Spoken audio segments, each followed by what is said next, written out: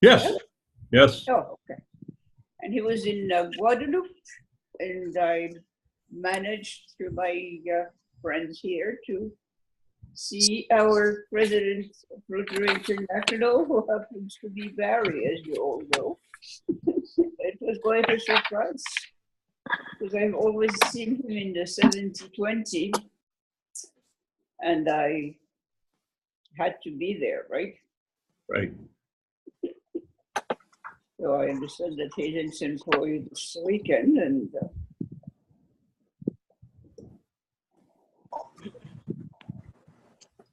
Didn't you guys find out? All right, Dawn, would you like to get started? We are recording, and your audio is missing.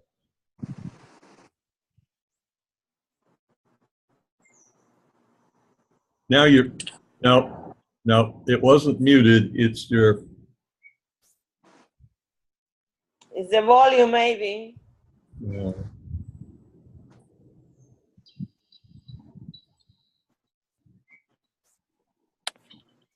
Don, this might help a little. I've had this happen before. If you have more than one microphone on your computer, okay.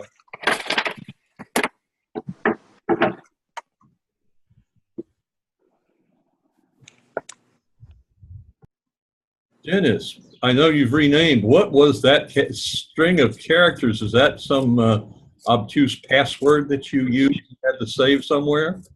It's a feature, not a bug. Oh.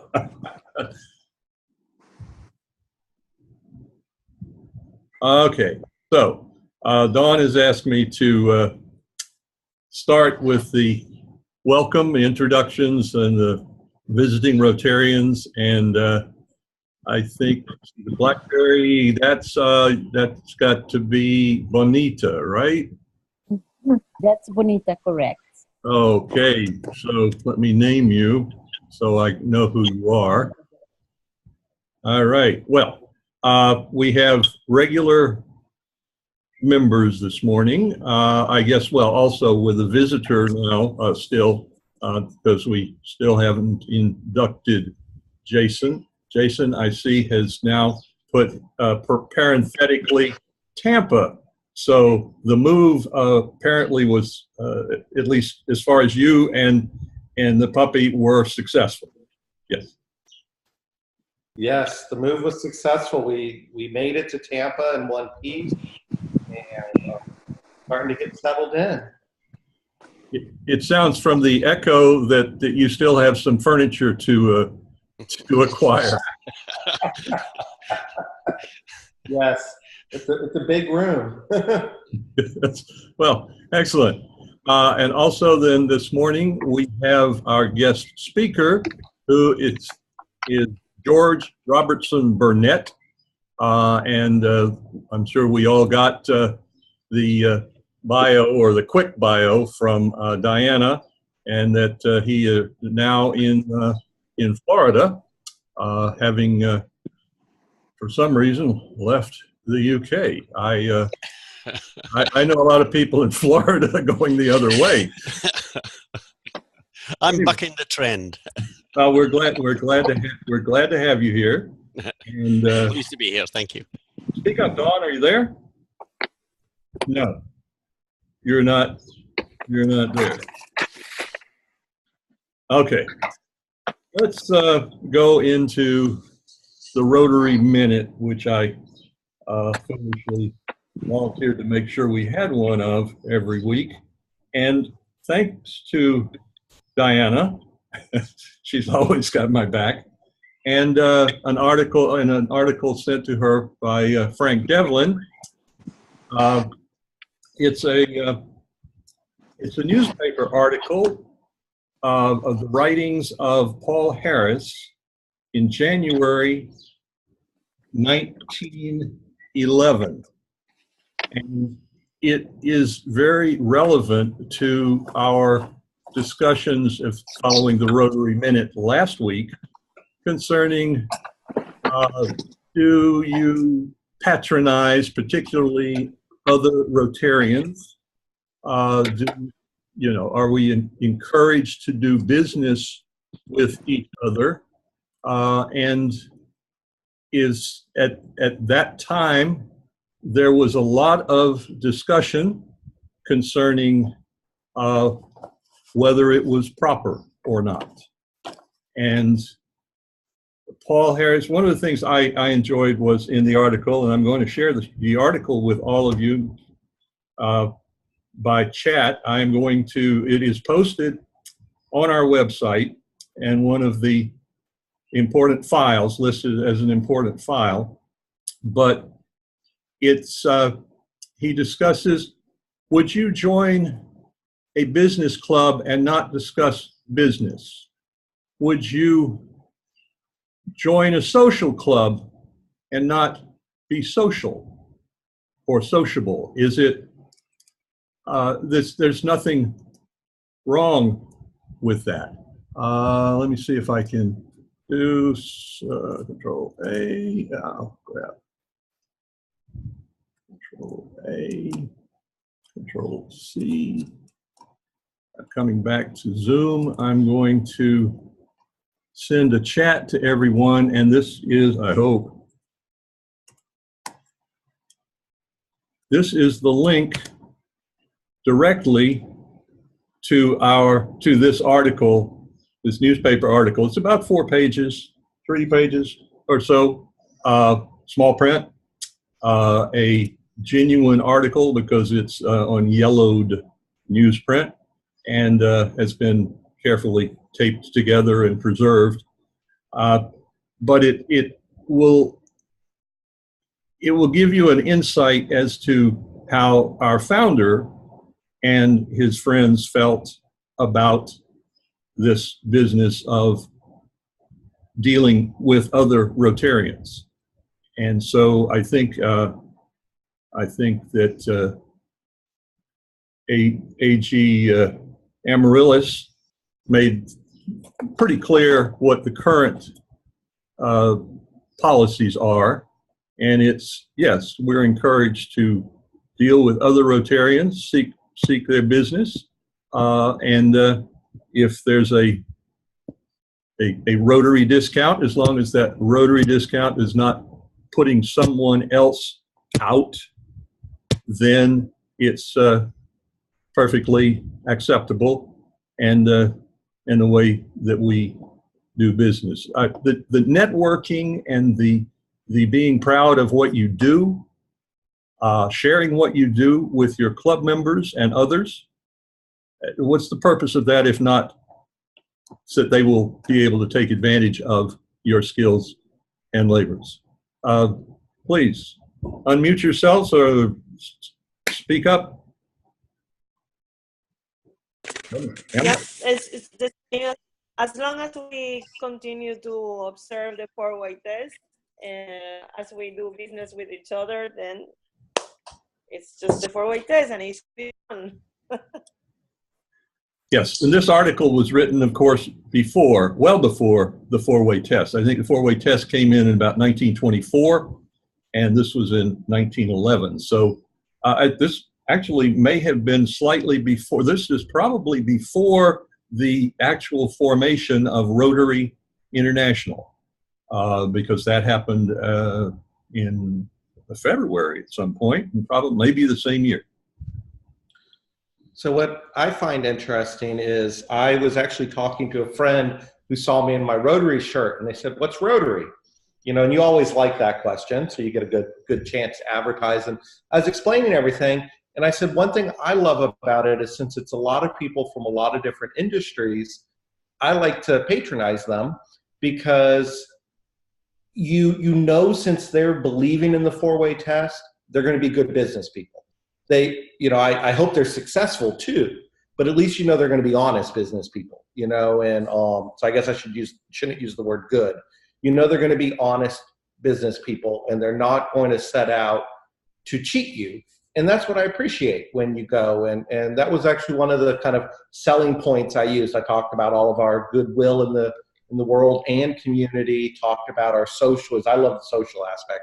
But I said there's another kind of hidden thing that's not talked about a lot, but you get this great business community, and you can look them up. And I said, when I was on St. Thomas, my attorney was a Rotarian, my real estate agent was a Rotarian. You know, it's just, you know, you could trust these people. And that's one thing I like about it. I agree. If we all adhere to the four-way test, then, well, I wish a lot of non-Rotarians would too. But one other thing I noticed, and this is slightly unrelated, but it's related to what you noticed when you joined Rotary. When I was first invited to a Rotary meeting, I looked around at these people, some of whom I knew, some of them, most of them I knew of, and I looked at the 10 or 12 people at the table, and I realized these are the people on St. John that make things happen. These are the movers. These are the people who are out there working, volunteering, doing things. These are people I don't know why they want me, but I'm delighted to join such a group. And I think that I think we probably all experienced that in some way.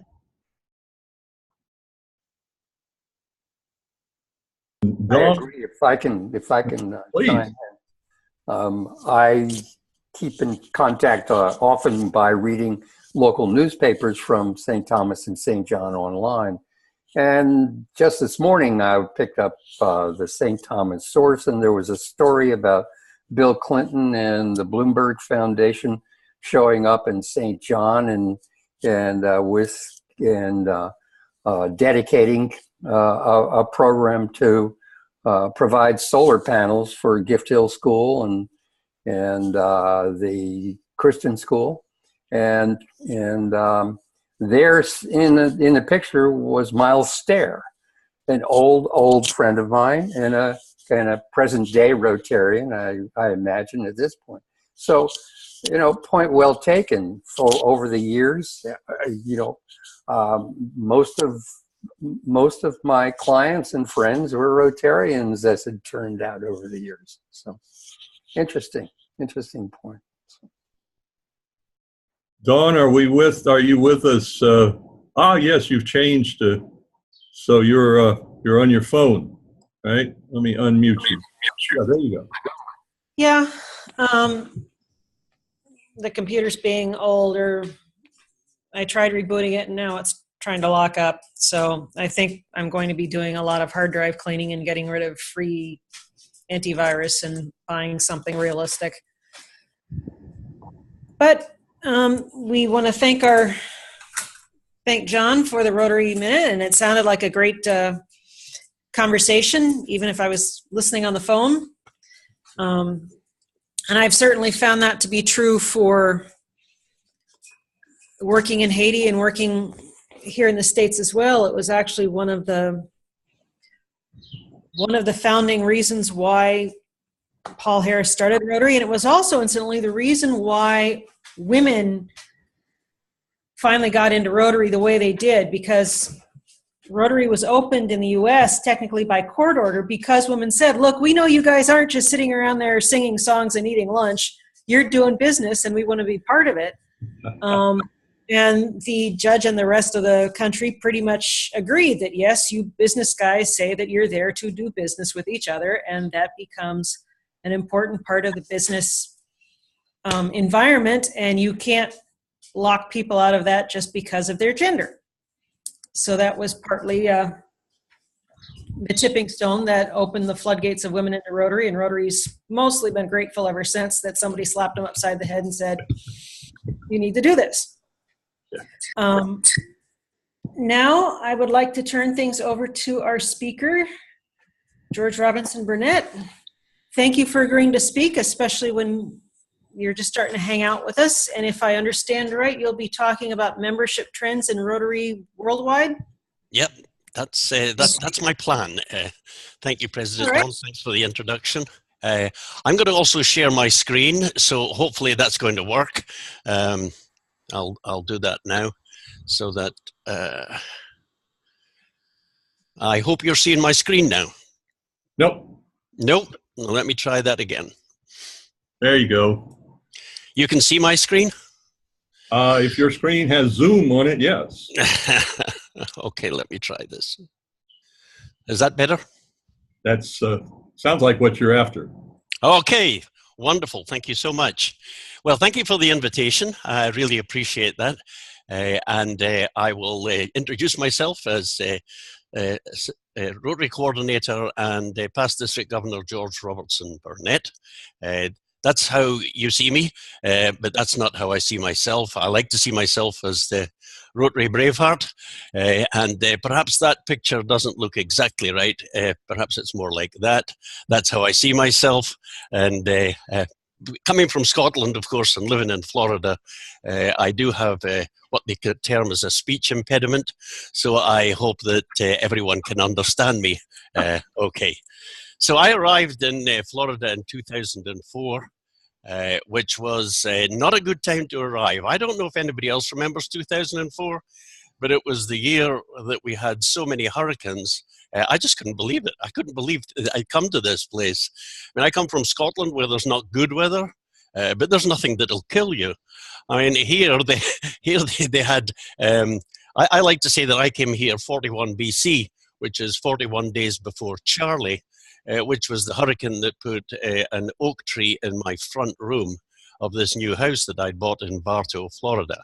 I now live in... George, Yes, sir. let me just briefly, you came from Scotland. I Yes, was sir. in Scotland in, I think, 2001 or so. It was a lovely day in October. And the lady said to me, "You don't much care where they go after they pass you, do you?" And I said, "No." She said, "Where do you think that storm ends up?" You don't get them as hurricanes, but you do get them. I love the weather we have in Scotland. We only have two seasons in Scotland. One's called winter, and the other one's called July. So I mean, it's pretty tough coming from there. Okay. So. So this was Charlie that went right over me. By the way, I now live in Lakeland, fairly near to where Jason is at the moment. Lakeland, Florida is right in the heart of Florida and as far away from the beach as you can get in Florida because I come from Aberdeen, which had its own beach. So my arrival in 2004 was a bit of a baptism of fire, I have to say. This is my family. On the left is my dear daughter, Pippa, who is now 19 and at Florida Southern College. And on the right is my wife, Carol. And I know what you're thinking, but I married her for her money. So that's my family. I like to show that picture, not for your benefit, but for mine, because I move about so much that I forget what they look like. I'm scared I'm going to walk past them in public supermarket. Anyway, that's the family. And this is a very important person to me. Because in 2004, this is the lady that changed my life. Her name is Anita Stasiak, and she's the bank manager for Center State Bank in Florida. And she changed my life by actually calling me and saying, "Would you like to come to lunch?" And she identified the lunch venue as being the Rotary Club of Bartow. I originally put up a fairly fierce fight, but I'll get to that later. Anyway, she is the one that changed my life because certainly it changed my life enormously joining Rotary. As you can imagine, being in a new country, having an oak tree in my front room, one of the things that I desperately needed was some networking to find roofers and gutter people and, people to remove trees from houses. And my Rotary Club was exactly the place to go. It was better than Angie's List. I actually went there and asked for all sorts of advice. And my fellow Rotarians stepped up to the plate and got me through that very, very difficult time. So that's it. I have had a great journey in Rotary through being the president of my club in 2008, being an assistant governor after that, and becoming district governor in 2013-14, the year of Engage Rotary, Change Lives, and subsequent to that becoming an ARC, which is an assistant Rotary coordinator, and eventually, as of the 1st of July, Rotary coordinator. So that's slightly wrong. It's not an ARC in 2018. Oh no, it says it. Appointed RC in 2018. So what is an Rotary coordinator? Well, we all have a zone. There are 37 of us in the world. And my area of responsibility is Georgia, Florida, and the Caribbean. fabulous, isn't it? Absolutely fabulous. When becoming RC, it meant that they doubled my pay, which is fabulous. But of course, 2 times nothing is still nothing. And therefore, when I do travel, I do like to get homestays if possible. And I'm not always the perfect house guest. I have to tell you that I was over in Orlando and I was doing a breakfast meeting, but I went over the night before. And when I arrived, I actually noticed in this dimly lit kitchen with this wonderful central aisle that they had a glass of whiskey sitting there. They obviously knew me. And I sat on the only stool I could see at this central aisle and drinking my whiskey. But every time I moved, there was a sort of a clunking and a clattering, which was rather embarrassing, and my host became very quiet. I thought nothing more about it until I got up in the morning and went down into the kitchen, which was now swathed in light, and looked at the central aisle and noticed that there were no stools. And what I'd actually sat on the night before was their trash can, which was terribly, terribly embarrassing. And you know what? The great thing about Rotarian is they never said a word. But boy, oh boy, if I'd hit that pedal, that drink was going down pretty fast. I was pleased that I didn't hit the pedal. So anyway, I wanted to cover what is Rotary? And Jason told us earlier that he loves that question. I also love that question. We've got a tendency to answer it rather we say, well, we meet and we have something to eat and we talk. Anyway, that's not what people ask me. I offer you this as what Rotary is. It's a membership organization. We tend to think of it as a service organization, but it's not. It's a membership organization that does service rather than the other way around. So it's a membership organization of business, professional, and community leaders. And that part is hugely important. If that bit wasn't in there, what would we be? Well, if it wasn't in there, we'd be Kiwanis. So that's the important part. That's the bit that makes us Rotary, business, professional, and community leaders. And we get together for fellowship, networking, and to do good in our communities and beyond. I think that actually just sums up not exactly what Rotary is, but not only that, it sums up why we join Rotary. We join for fellowship, we join for networking, or we join to do good in our communities. And I was interested in your minute. We actually did a survey in Florida which asked people to be very honest and say why they joined Rotary initially. 42% said they joined Rotary to network with other business people. That is a huge figure. And we applauded the fact that people were very honest, because for a while we didn't like to use networking as a reason for Rotary. But I can tell you it's very much back, and Rotary means business, which is a growing trend throughout our whole zone, is of course our way of making networking even more effective. So I offer you that as what is Rotary. We have some clubs who now put this up. You know, when we're doing projects in the community, we tend to wear those shirts that say Rotarian at work or identify as Rotarians. We now have several clubs who, when they do this, actually put this up. They actually show what Rotary is when they're doing a project in their community, which I think is kind of fascinating. So that's our seal of quality, in my opinion. I'd also like us to think of Rotary as being similar to all of these other logos that you see on here. You see Rotary is on there too.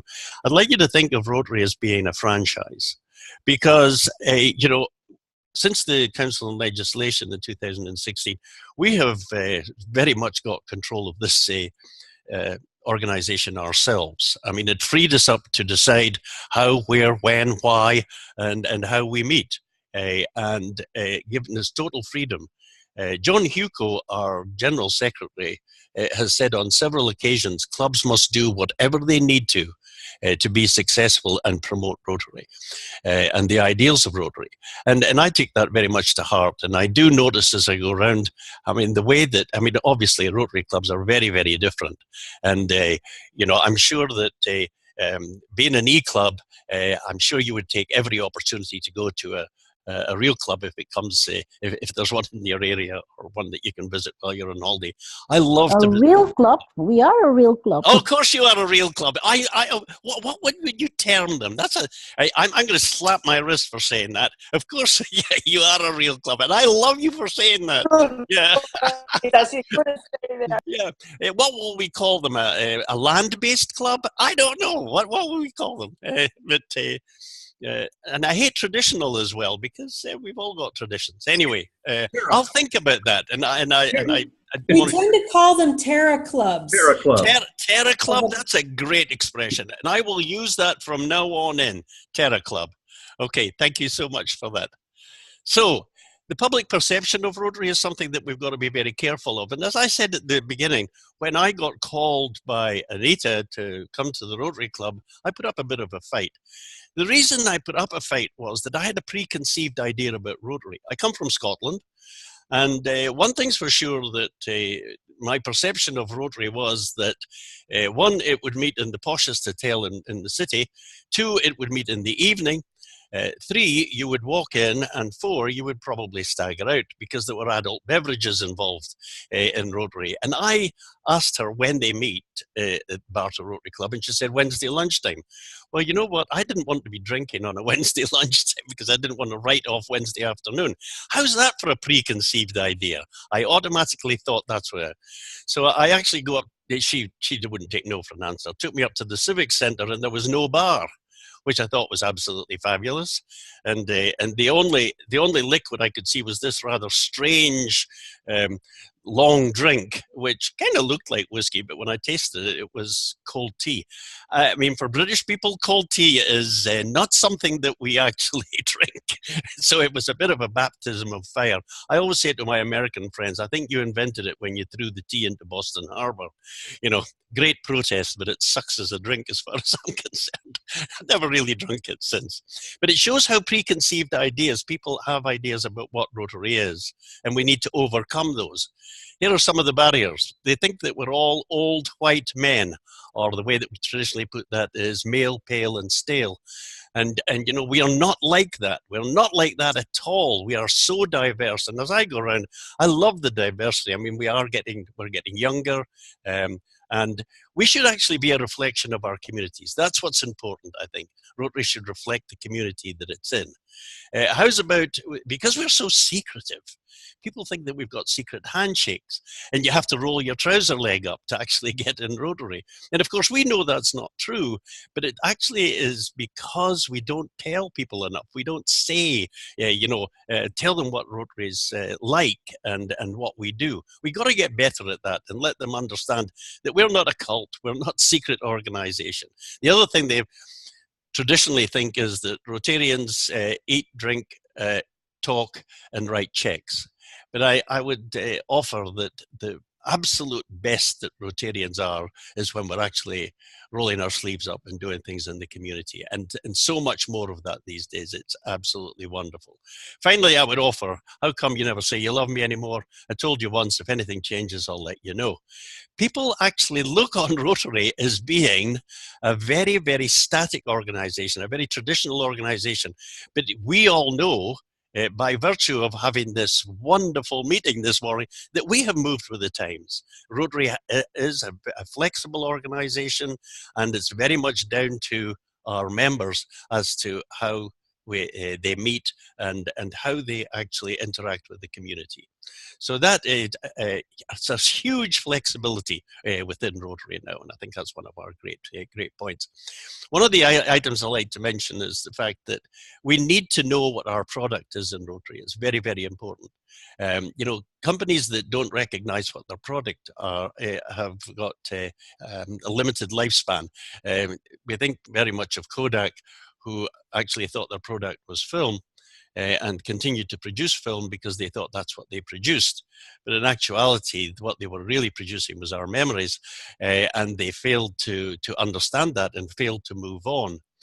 So I would offer that Rotary needs to know what it needs to produce. We need to know what Rotary needs to produce for its customers. And of course, our customers are us. We are the customers of Rotary, and what we must produce is member experiences. Everything we do in Rotary is an experience. You know, the fact that we actually, the fellowship that we so much enjoy is an experience. And for some people, that is the main element of being in Rotary. For others, it is networking. And for others, it's the fabulous projects that we do. But they all form experiences. Everybody that leaves a meeting, subconsciously or consciously, thinks to themselves, you know, was that a good utilization of my time? Did I enjoy myself? And hopefully, predominantly, that's exactly what we do. So if people joined for networking, I would offer personal growth as the return on that investment. I think John put it very well. You know, you walk into a Rotary Club and you see the movers and shakers from your community sitting there. And I certainly see that when I go into my Rotary Club. And I think I have grown as an individual. I'm a better person than I was, and I perhaps had a lot of improving to do, but Rotary certainly did it for me. And if we actually joined for doing good, I think that involvement beyond anything that we could achieve alone is one of the great elements of Rotary, and it's certainly something that, whilst you may not join initially for that aspect, that's what keeps a lot of Rotarians very happy in their membership, is that involvement in doing good. And if we joined for fellowship, well, I would just offer you that this is friendship on steroids. When I came to the United States, I knew one person, which was my sister, who lived in Arizona. So I wasn't popping around for a cup of tea with her anytime soon because it's too far. But I walked into that Rotary Club and had 72 friends from the time that I actually walked through the door. And what a great thing that was for a person coming to a new country.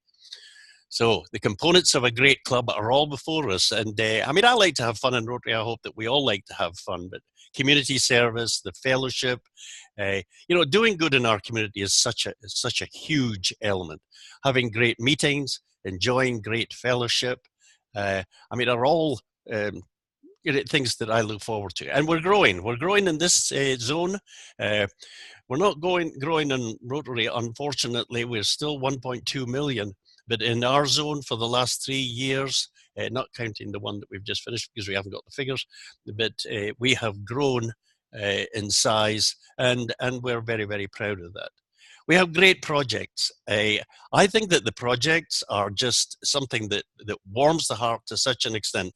My own club has an adoption picnic every year, and that adoption picnic finds forever homes for children looking for parents, and a forever home. I don't think that there's a better thing in Rotary than actually being involved in that. Our community loves the fact that we do it. Our Rotary Club is strong because we do it. And our membership stick with it because it's such a great project. There was a club locally who actually put AEDs, you know, these defibrillators in the police cars. They raised 130,000 by public subscription to put the AEDs in every police car in their community. But not only did they raise that money, they raised their membership by 14 new members. That club has gone from strength to strength. It's nearly 200 members, one of the biggest clubs in Central Florida. Now, I'm not saying it was just because of the AEDs, but they do great community projects, but also they let the community know that they're doing them. And of course, who can forget End Polio Now? If you've ever sent any sort of donation to End Polio Now, then the eradication of this disease will be part of your legacy. And, you know, when we started this was the idea of one Rotarian, by the way. Isn't it amazing that this came from one Rotarian? We tend to think of it as being Rotary's project, but it was one Rotarian in the Philippines who actually decided that he wanted to affect the people within his own area of the Philippines who were being affected by this terrible disease. That was back in the 1980s, and it grew and grew because it was such a great project. When Rotary started this, I think it was 1/3 people per year were afflicted by that terrible disease. I think so far this year, it's between 12 and 15. I haven't got the up-to-date figure, but a couple of weeks back it was 12, but I think that it's probably about 50. That's an amazing, amazing turnaround, and Rotary should certainly congratulate itself. Back in 2008, when I was president of my club, I wanted to send some money to Polio Plus, but we had nothing in the budget. So we decided to collect all of our loose change when we come back from shopping trips in a jar and collect it all. And that's what we did. 3 months later, Anita, who worked at the bank, of course, counted up all the money. She came to the club and she said, well, our president, that was me, had the most coins. And I thought, oh, well, great. She says, but he also had the least money. And I went, how the heck can you have the most coins but the least money? She said, there was not one quarter in your jar. Now, I know I'm Scottish, but I had not been picking out the quarters, I can assure you. But do you remember Pippa? Yeah, Pippa was 8 at the time. She'd been taking the quarters out of there. So when I went home and showed her that 2 quarters would save a child from this terrible disease. It's now 60 cents. Can we believe that we can actually save a child from that disease for 60 cents? But we can. But at the time it was 50 cents. I actually told her and she apologized. And when I gave her pocket money at the end of the week, $10, big spender me, she gave me it right back and said, Dad, could you save 20 children from that terrible disease with my pocket money? And I did. And I always look on that. It's not what you give, it's the heart you give it with. So there we go. That's the difference. That was in 1988. Those were the countries affected by polio. That's it as it is now, or in 2015. What a fabulous, fabulous job Rotary has done on that. We're all part of it. Just in conclusion, I just wanted to share one story with you, which I think sums up what Rotarians are and what Rotarians do. We were on our way to Cozumel for a conference, and as conference chair, I had asked people to collect everything they could for an orphanage there called Ciudad de Angeles. And we filled a cabin on this ship with items for clothing, toiletries, toothpaste, all sorts of stuff, and toys, even computers that we were actually taking to Ciudad de Angeles. Unfortunately, somebody on the ship mentioned it at the bar one night. I can show you it wasn't me. But when the ship found out we were doing that, they said, well, you can't do that because that is smuggling. And they told us that we would have to take everything back to Tampa. I asked if I could negotiate with the customs officer in Mexico, in Cozumel, and they agreed. So after the customs officer cleared the ship, I sat down with him and I said, look, we've got all this stuff for Ciudad de Angeles. He told me, of course, that we couldn't land it. But after some negotiation, he said, you know what? You can take off one piece per Rotarian. Unfortunately, the negotiations had taken so long that half the Rotarians were in senior frogs by this time. However, the ones that were still remaining on the ship actually took off one piece, and it was a 2-mile round trip. Took off one piece, took it to the coach that would take it to Ciudad de Angeles, and then went back to the ship and took off another piece. And the whole day, we took pieces off of that ship. Not only were the Rotarians doing it, but actually the passengers who realized what we were doing, they helped. Absolutely everything came off that ship. We never got to Ciudad de Angeles, but they got everything that we'd brought. It took us the whole day. I think I lost 7 pounds that day. Unfortunately, I put it back on, but never mind. But it was an absolutely fabulous, fabulous effort. And that's what Rotarians do, I believe. When I was walking back to the ship, the customs officer came out of his office and waved me over and he said, are you quite finished? He wanted us to know that he knew what we were doing and turned a blind eye to it. When he negotiated and said we could take off one piece, of course, he never said how often we could do it. And he knew that as Rotarians, we would take full advantage of his failure to declare that we could only do it once. That's what I believe Rotarians do. Worldwide, we do absolutely fabulous things. You know, when we were going back on the ship the next day, the Royal Caribbean made an announcement about Rotary. I never had to buy another drink all the way back. I just had to wear my pin. It was great. You know, if they'd had a poll between Mother Teresa and Rotary, I think Rotary would have won on that ship anyway. I mean, they just thought it was fabulous what we'd done. And I think that this is an organization that does fabulous things. I think that we should be very, very proud of being part of it. And just now and again, should just pat ourselves on the back for having made the choice to be part of this fabulous organization. That is my presentation for you this morning. I hope that you enjoyed it. I will hand the screen back. Thank you so much. Oh, thank you so much. This was tremendous. and one thing that you missed, and I think you ought to do it, is while we pat ourselves on the back, what we often fail to do is to blow our horn. Yep.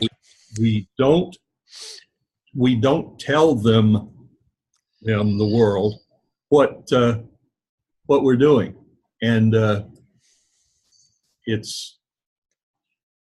important. Indeed it is. I agree with you entirely. I'm trying to figure out how I can get back to the matrix view. I think we're still sharing George's screen at the moment. Yes, we're still sharing your screen, George. If Okay. You need to do stop share.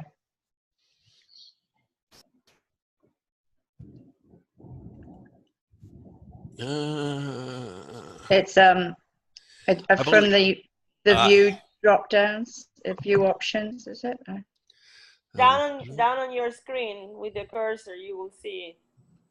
I haven't Or got the full. at the top of the share screen, Yeah. actually. Yeah. At the top of the share screen, then you go with the cursor, and it should give you the option to stop sharing. Yeah, just take your cursor and point it at the top middle of the screen. All the way up to The Zoom screen. The Zoom screen. Yeah, I've got it, but nothing's happening. I've so got. take your cursor all the way to the top of the window. You know why? Because he's a Rotarian. He can't stop sharing. That's Well, nature. I'll go out and come back in. How's about that? Would that work, do you think? Well, if you leave the meeting, it will stop sharing. Yes. Yeah. Yeah, but go with the cursor all the way to the top of the screen. There we go. In the center. Yeah, once you put the cursor all the way at the top, you'll get a new menu that comes down. Right. It's hidden by default.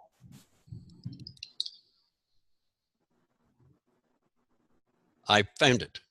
Yay. Yay! Okay. Sorry about that. Technology for this old guy, All right. It's not like the president of the club can complain much. So, does anybody have additional questions for George? Dennis. George, that was terrific. It seems to me, with your gift of gab, you're the right guy in the right place at the right time. So, Thank you. Thank you, terrific Dennis. job. And By the way, I'm not far from you. I'm maybe 50 miles southwest of you. Dennis, I just love that. Dennis in Venice. I mean, it's just perfect. But Bonita, you raised your hand this time, but boy, was your input, your spontaneous input important. Of course, I did it on purpose, Benita. You knew I did that on purpose. Yeah. To see if we are paying attention, correct? Now, I really want to also applaud you and say it was a really great presentation. Thank you. Thank you so much. I really appreciate it. And I appreciate the invite. You're welcome to stop by anytime. Now you know the secret handshake to get into our club. Yeah. Wait, can I add something? I am very pleased about your accent because I understood everything you said. Oh, that's wonderful. I don't always get that reaction. Much more than when I hear Americans or British. Yeah. But somehow it's articulate. For me, it was perfect. I even wondered whether you were Russian or something. But no, apparently.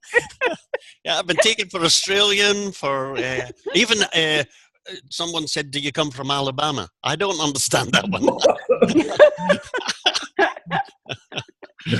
No. Roger, got you. I'll unmute you, Roger. Yeah, George, great, and welcome to our club. My question really is how much within your travels and interaction with clubs within the zone do you experience e-clubs? And what's your overall assessment of the impact of e-clubs in our zone? Well, I've spoken at 3 different e-clubs, which may not sound a lot, but having spoken at the 3 clubs, they're very, very different. The vibrancy comes from the people themselves. We've got one e-club, which is, I have to say, be honest with you, is struggling a bit, but it's struggling to gain ground. And they have 5 members, and with only 5 people, it's kind of tough. And I don't know if you think maybe it's below a de minimis somewhere, but I visit that club from time to time, obviously trying to encourage them, and they're not growing, but they're hanging on in there. The other club that I visited is over in 6950, which is on the west side of Florida. Now they have a very, very strong club, very strong e-club. I think that the success they have is because they are an e-club, but they actually meet physically from time to time, or they do joint projects from time to time. Not always where they need to attend, but you know, doing a project. They have cuddly toys that they give to the police force. You know, so when the police force pick up a family or go to a family dispute and they have to take children in their car, this cuddly toy is given to the child to make them feel a little bit more comfortable. They can hardly feel comfortable in the circumstances, but everything helps. The fact that they do that project is such a binder for them. They actually love doing it and hearing the stories of what's, you know, perhaps a child has been helped in some way. Of course, the child keeps the toy, and so they keep replacing them. So the police will come on and say, "Hey, we've used up that lot. Can we have some more?" And that is a sort of I think there needs to be a glue, Roger. There needs to be a binder. And I think that's no different to the terror clubs. See, I've got my new term now. No different to the terror. There needs to be that glue that keeps everybody you know, focused and together and feeling good about their membership. I mean, for me, our adoption picnic is such an element of glue for me with my club. I'm not saying it's the only element, but I love the fact of what we do. And as I go around e-clubs, terror clubs, that element of what they achieve, I think, I mean, we all like to be part of success. They say, you know, we are business community and professional leaders. We do like success. The model that Rotary gives us that capability to be successful. We like to be part of a successful organization. And I think that, so there's no difference, in my opinion, between the e-club and the terror clubs. You know, that feeling of making a difference, being part of an organization that makes a difference, and being a part of that. We contribute.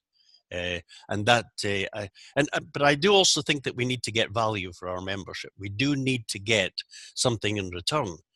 But that thing that we get in return can be in the fellowship, can be in the fabulous things that we do and we can be part of. But that is part of the payback from my point of view. So I would say it's no different for the e-clubs as it is. And we have some hybrids now who obviously do some e, and so you name it, it's all out there now because we're allowed to do that. Okay, good, thank you. Interestingly, saying that, you know, that you must get something from your club. You must get some payback. Yes. That really, really depends on your give. You must be active and participating and giving in order to get back. And that I know that the most successful Rotarians that I have met have been the ones that joined a club and were thrown into the mix immediately to have to do something. They needed, well, in my case, it was the secretary was going to the States for surgery, and they needed somebody, and I'd been a member of the club for 2 months. And and all of a sudden I was the acting secretary, and then it went from there. But I never had a chance to sit around and say, I wonder what we're going to do. I think, but that's how you get back, is to give. Yep. Engagement is hugely important. You know, we have people join for different reasons, but we must engage all of our members and make sure that whatever reason that they joined for, that we actually comply. You know, if they want to work with our youth, you know, we don't want to put them on Meals on Wheels. You know, we want to actually try and give them something that they actually will enjoy. But you're absolutely right. We got to engage. Having something to do gives you worth, and it's not just about being valued, it's being of value. Amaryllis, you've been waving. Have you been just waving your hand, or do you want to say something? You want to say something. I know you do. I am laughing at that one. Good morning. So nice to see you. Good to see you, Amaryllis. For once, I was just waving my hand, actually. I was thinking just doing it. But I love the presentation, George, because I think it totally gets us out of the tried and retried wording that we have used for years and trying to explain the membership and what our organization is. I love the part about the experiences. I think you resume everything in that way. And I think that this experience wording of expressing what we do give us more possibilities to tie up to Rotaractors. Because indeed, this is what also they are looking for. And my question would be, are we using this thing to link us together? Because that's, I think, the bit that was missing in our wording that would feel natural to a Rotaractor to look up onto Rotary to continue having a kind of experiences. Yeah, I think absolutely. Barry, President Barry, you know, has asked us to try and develop community-based Rotaract clubs. Recently, when I was in the British Virgin Islands, we had an evening meeting, which was sort of ask me anything, you know. So I had questions fired at me from all angles. But the interesting part about that was that more than half the audience were Rotaractors, and the pertinence of the questioning showed how connected they were. The Rotaract I would offer is stronger in 70-20 than it is here in our districts. We've got a lot to learn from you over there in actually developing Rotaract clubs. But I assure you that we are getting better at it. We recognize the opportunity, which 70-20 is, you know, my go-to place for Rotaract. You know, if I need some ideas, that's exactly where I would come to, because it's so strong there. And we need to strengthen it here. We are opening more clubs. We are creating better linkage. And you know, when we have conferences, we call it the family of Rotary. You know, we engage all of Rotary in its different formats, Rotaract, Interact, and try to get that kind of linkage.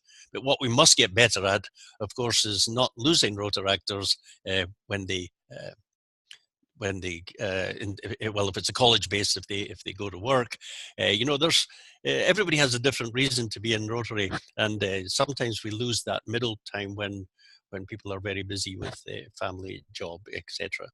We need to be more focused on retaining Rotaractors and giving them the benefits.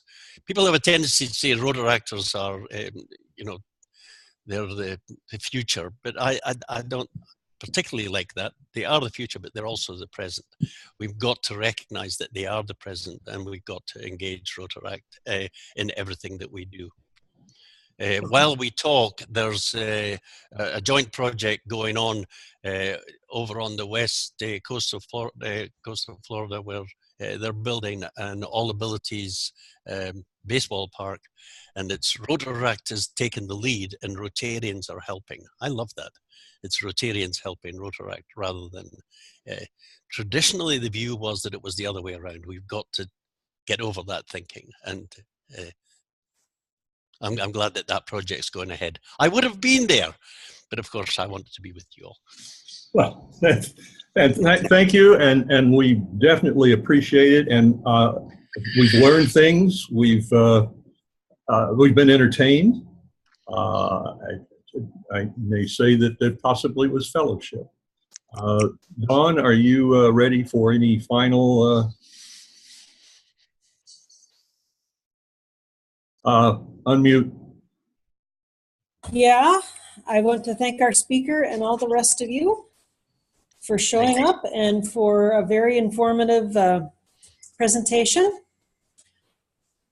I think it was a good discussion and gave us some ideas and also some encouragement that even when it's a little tough sometimes, we are on a good path.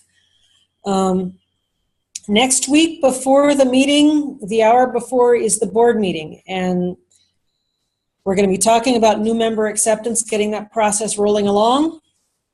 And then we're going to be talking a bit about making sure that our committees are set up and strong.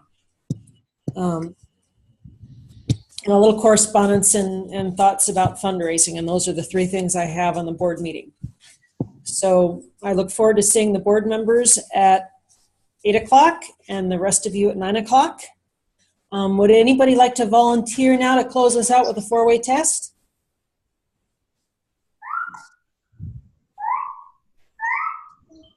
Well, that's a good start.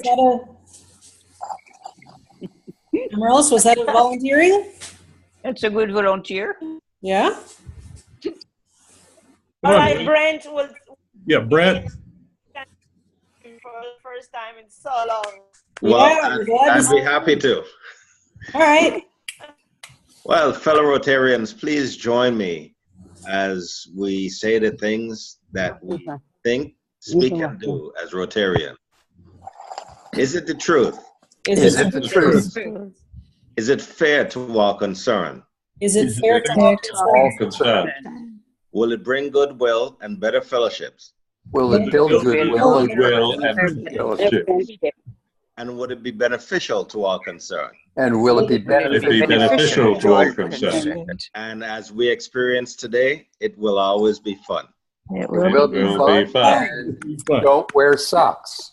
And here's the Rotary around the world. Rotary around the world. Okay. Thank you all. Bye, everybody. Bye, everyone. Bye.